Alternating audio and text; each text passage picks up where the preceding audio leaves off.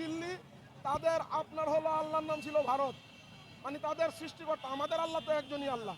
তো মূল বিষয় হলো তারা মূলত যত কিছুই যেভাবেই ক্ষমতায় থাকাদের, তাদের মূল বিষয় ছিল ক্ষমতা। আর এই ক্ষমতার জন্য তাদের হলো ইমান, মুসলমানিত্ব, এর সাথে হলো মুসলমানদের আপনার হলো জুলুম নির্যাতন, এমনকি তাদেরকে হত্যাযোগ্যকে তারা হালাল মনে করত। সে কারণেই বাংলাদেশের মানুষ বলতে পারে নাই। আজকে আমরা এখানে সংখ্যায় খুবই কম। আপনারা জেনে থাকবেন বাংলাদেশে আল্লাহর নামে তাকবীর সব থেকে বড়ভাবে দিয়েছিল আমাদের হলো হেফাজতের আলেম ওলামা ভাইরা। তারা আপনার হলো শহীদ হয়েছেন। তারা শহীদ হওয়ার পরে তাদের লাশেরও খবর পাওয়া যায়নি। আপনি একজনের প্রতি যদি বিদ্বেষ থাকে, তাকে সর্বোচ্চ খুন করতে পারেন, তারপর কিছু করার থাকে না। হাসিনা এমন একজন ফ্যাসিস্ট ছিল, সে ভারতের দালাল ছিল, দিল্লির কৃতদাস ছিল, সেটা প্রমাণিত। এমনকি সে ইসরায়েলেরও কৃতদাস ছিল। বাংলাদেশের পাসপোর্ট থেকে অ্যাকসেপ্ট ইসরায়েল, যেটা আমাদের বাংলাদেশের নীতি ছিল, যে আমরা ফিলিস্তিনকে স্বাধীন মনে করি, ইসরায়েল নামে কোনো দেশ পৃথিবীতে আছে এটা আমরা বিশ্বাস করি না, এটাই মুসলমানদের ইমান। সেখানে আপনার হাসিনা এমনকি আওয়ামী লীগ বাংলাদেশের পাসপোর্ট থেকে আপনার যে অ্যাকসেপ্ট ইসরায়েল সেটা তুলে দিয়েছিল। আলহামদুলিল্লাহ যে আমাদের সকল মুসলমান ভাইদের ঐক্যবদ্ধ প্রচেষ্টায় প্রতিবাদ জুমা বাইতুল মুকাররমের উত্তর গেটে আমরা যে সমাবেশ করি, এই সমাবেশ থেকে আমরা 1 মাসের আলটিমেটাম দিয়েছিলাম যে এর মধ্যে অ্যাকসেপ্ট ইসরায়েল পুনর্বহাল করতে হবে আপনার হলো যে পাসপোর্টে। সেটা যখন হলো 1 মাস পার হয়ে যাওয়ার পরেও সরকার থেকে আমাদের সাথে কোনোভাবে যোগাযোগ করা হয়নি, তখন আমরা আপনার জাতীয় বিপ্লবী পরিষদের ব্যানারে গিয়ে আপনার হলো এই সচিবালয়ে এই স্বরাষ্ট্র উপদেষ্টার কাছে, স্বরাষ্ট্র উপদেষ্টা উনি ইসলাম এবং মুসলিমের প্রতি আমরা তার তখন দরদ রেখেছি। উনি আমাদেরকে কথা দিয়েছিলেন যে বাংলাদেশের পাসপোর্টে অ্যাকসেপ্ট ইসরায়েল পুনর্বহাল করবেন। তারপরে আলহামদুলিল্লাহ যে উনি সেটা পুনর্বহাল করেছেন।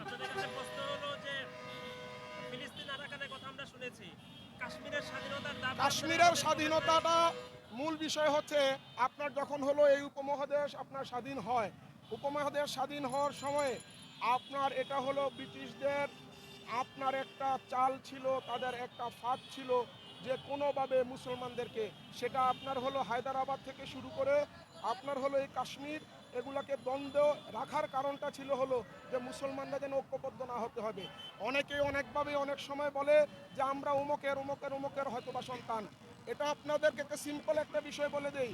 আপনার যখন এই উপমহাদেশ ছিল, যখন কোনো নামে ছিল না, এই পৃথিবীতে প্রথম যে মানুষটা নেমেছেন তিনি আমাদের এই ভারতীয় উপমহাদেশের শ্রীলঙ্কায় নেমেছেন। তিনি আমাদের আপনার সকলের আদি পিতা হযরত আদম আলাইহিস সালাম।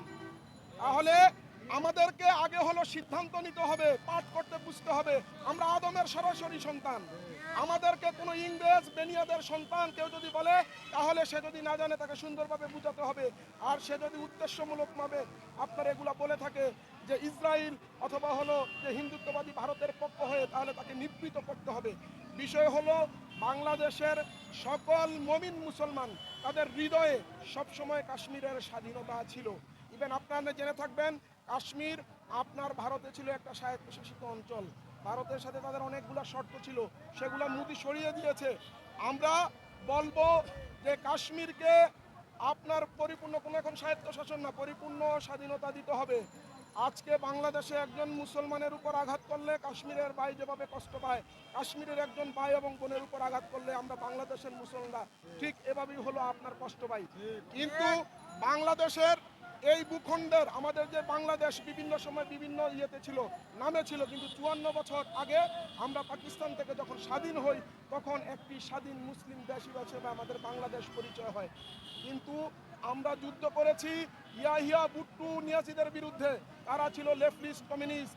বাংলাদেশের লেফট কমিউনিস্ট যারা হলো আপনার গণমাধ্যমে প্রভাব খাটায়, এই শয়তানগুলো আমাদের দেশের মুসলমানদেরকে আলেমদেরকে তারা হলো আপনার নিচু করার জন্য সকল আপনার হলো যে সিনেমা নাটক এগুলোতে একজন রাজাকারকে দেখানো হয়েছে, তিনি হলেন টুপি পাঞ্জাবি পরা।